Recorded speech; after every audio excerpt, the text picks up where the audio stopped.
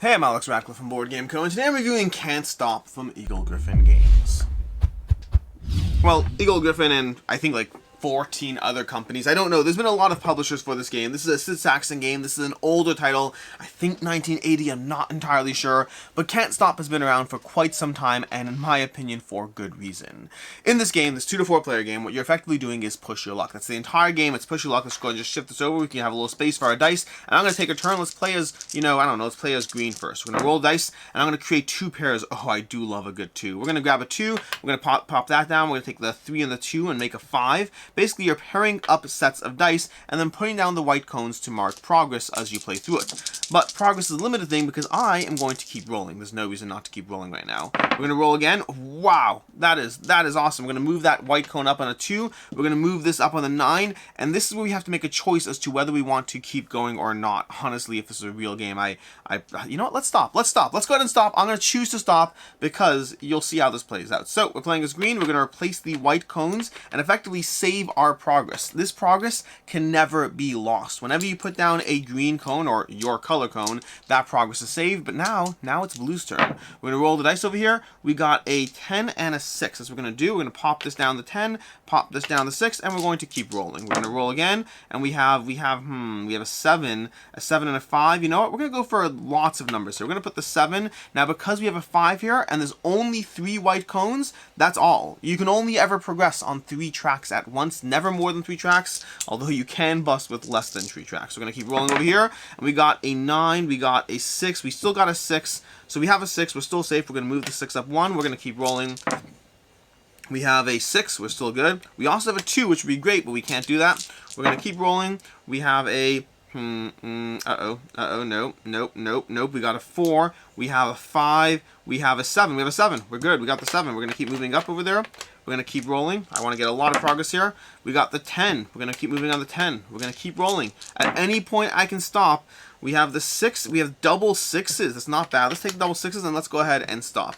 Let's go ahead and stop, and that's fine. Now, had we not stopped, if at any point you cannot come up with a pairing of numbers, that's it. It's over for you. You have to come up with a pairing of numbers, or you have to advance or you bust, and all the white cones go off the track without you making progress. Let's do 2 more rounds. That's fun. It's fun. Let's go ahead and roll over here. We're doing green again. Green's got a 12. Do we really want to go that route? You know what? Let's do it. Let's go for the long shots. You see the 12s and the 2s and the 3s, the 11s. Those are all shorter tracks, but that's because they're harder to advance on. We have the 6. We have to get that. Let's go ahead and roll. Hope for a 12 or a 2. We got a 10. I think I want an anchor point. If we're going to have our 7 over here, our 12 over here, and a 6 over here, we're going to go for an 8. So let's go ahead and take the 2 and the 6. We're actually going to do double 8. That's not bad. Now we are going to keep going. It's a little tough when you only have 2. It's a little harder, but we got that 12. That's unbelievable. I should really stop. I really should stop, but I'm not going to stop. I'm going to keep going this time. We're going to see what we can get. Maybe we can get a 12 over here. We got a... Do we have a 6? Please tell me we have a 6. We don't have a 6. We do not have a 6. Ironically, we have a 2, but we can't advance on the 2 because, like I said, you can only progress on 3 tracks at once. We have a 7, which won't help us. We have a 4, which won't help us. We have a 5, which won't help us, which means we lose all that progress, and that is what busting looks like in Can't Stop. You're going to repeat this process until eventually one person gets to the top of 3 tracks. Now, when you do get to the top of a track, let's pretend that we had a cone over here, and when blue continues moving up, blue gets it's blue's turn. We keep advancing.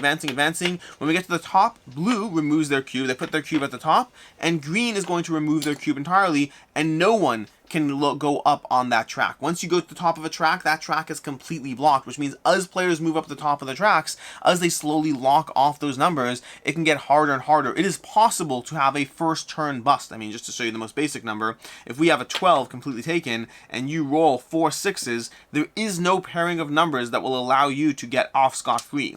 You have a 12 and a 12. That's all you got there, which means that's an instant bust. And that becomes more and more likely. The more you advance on those numbers, the more likely you can have a bust before even getting 2 or 3. But that's Can't Stop. You're going to roll dice on your turn, you're going to choose when to keep going, and you're going to choose when to stop. Eventually, once you get to the top of a track, you're going to put your number there, all of the players go off, although again, you can still lose progress unless you save. If you get a white thing to the top of the track, you're not safe just yet. If you continue rolling for your other cones, and you bust, you lose that progress as well. You're going to rinse and repeat until you get to 3 tracks that you won, and then you'll probably rinse and repeat and start the game again because it is that addicting. And with that, let's go ahead and dive into a review of the game.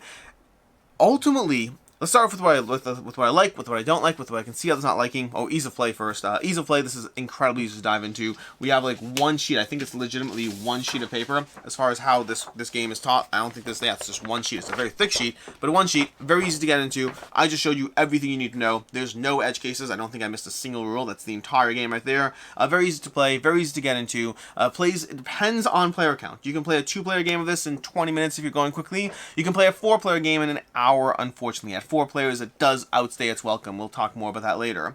But in the game, as far as what I like, don't like, and can see others not liking, starting off with what I like, which is overall, this game is just a lot of fun to play. That's ultimately what it comes down to. The game is a lot of fun to play. The game is... It's a one-trick pony. It's a one-trick pony is what the game is. It's all it is. You're rolling dice, you're trying to move up the tracks, but ultimately, that is addicting. The game is called Can't Stop, and when you play the game, you have that sensation. You have that sensation of not being able to stop, of wanting to go just one more. Like, sure, I locked in the 2 and this, and I have 2 progresses on this track, which means I'm almost done. These are 2 potential wins right here. It's so easy, but if I keep rolling, I might lose it all. And so that point at when to go, when to stop, it's constantly moving. And it changes too as you play the game. When you're playing the game, if you're winning, you should be a bit more conservative with your placements. But the problem is when you're winning, the other players have that incentive to push a little harder. If I think you're winning next turn no matter what, I am going to go for broke. If you have, 2 cones and your last cone is, your last blue is over here, and all you need to get is a single 8, you can bet that I will be running up the tracks, rolling and rolling and rolling. Doesn't matter how far I get, I will have that desperate last play. The closer other players are to winning, the more you have leeway or room to try to push a little harder because you need to close that gap. You need to be a bit riskier. You can find yourself falling further behind, but that willingness to push the envelope a bit more is present. The game is called Can't Stop, and the game feels like you can't stop. It is simple, addicting dice rolling with that push towards, I want to get there before my opponent. I want to get 3 lanes closed. I want to combine these dice and just... come on, I got a 3, a 7, and an 8. Those 7 and 8s, those are anchor numbers. Those will hold me in place. They're more likely to be rolled, which means they're safer. And the 3s where I'm trying to get a close win to the top, you have that play every single time you play this. It is just good, clean, addicting fun. It's kind of hard to call it good, clean, and addicting in the same sentence. It's good, clean, compelling fun. Let's call it that way. As far as what I don't like in the game, the biggest thing is ultimately I think this game is not good at 4 players. I just think it's not good at 4. I think it drags a little bit, and that's coming from 2 things. First of all, it's longer between your turns, and I think 2's great. I think 3 still is good enough, and 4, it's just too much between turns. I'll also say that also you get towards the end game with far more busting and less fun, because as players slowly move up the tracks, you lock off these numbers. And while busting is part of the game, there's a degree where busting just feels tedious and not fun, and that's when you have like 7 numbers blocked off and you can only really roll a few things anyway.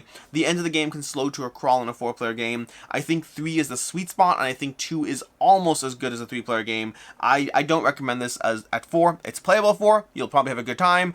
I just think there's better other games that you can play that are more accommodating to 4 or higher players. As far as I can see others not liking, this ultimately is a push your luck game. You either like that or you don't like that. It's a one-trick pony. This game is 100% a one-trick pony. There's no 17 different mechanics going on. There's no larger picture at play as you push your luck to get resources. None of that. This game is purely roll dice, push your luck, rinse, repeat. If that's not your jam, this is simply a one-trick pony. This is the ultimate push your luck game as the core and only mechanic. It does what it does very well, but if that's not your jam, that's just not your jam. As far as final thoughts on Can't Stop, I really enjoy this game. I've enjoyed this game for a very long time. This game's been in my collection for years. I just chose to review it right now. But this game is fun to go through. It's a game I constantly recommend. It's almost always fun for new players. This is like a great gateway game, a great ongoing game, a great party game. It's a game that's almost fun to just watch others play. It's that compelling to be like, just go, and you encourage others to play, and you incentivize. You're like, no, come on, like, to your opponents as they are higher on the tracks. You're like, come on, just one more roll. You can get a 7. You can get a 7. You're going to stop 1 before you get to the end of the track. That's going to be an entire dead turn next turn. You sit there and you push your opponents. You push them. And when they actually roll and get what they want, you're sad because you were just trying to bait them into falling apart. This game is just fun. That's what it is. It is just a fun experience for the players at the table as you roll dice, as you bait your opponents, as you try to see how far you can push yourself. To me, this is a 4 out of 5. I really enjoy what Can't Stop does. It is very much a one-trick pony, but it's very good at that one trick.